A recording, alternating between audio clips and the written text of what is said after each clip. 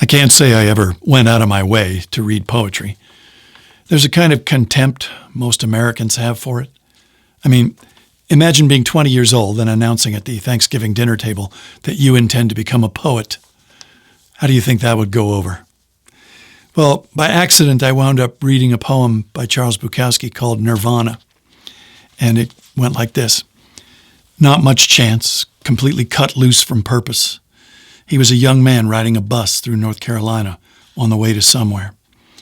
And it began to snow, and the bus stopped at a little cafe in the hills, and the passengers entered. He sat at the counter with the others, he ordered, and the food arrived. And the meal was particularly good, and the coffee. The waitress was unlike the women he'd known. She was unaffected. There was a natural humor that came from her. The fry cook said crazy things. The dishwasher in the back laughed, a good, clean, pleasant laugh. The young man watched the snow through the windows. He wanted to stay in that cafe forever. This curious feeling swam through him that everything was beautiful there, that it would always stay beautiful there.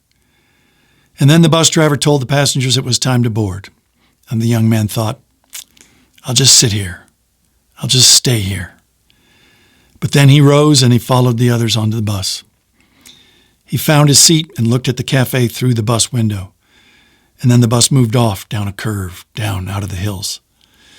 The young man looked straight forward. He heard the other passengers speaking of other things, or they were reading or trying to sleep. They had not noticed the magic. The young man put his head to one side and he closed his eyes, pretended to sleep.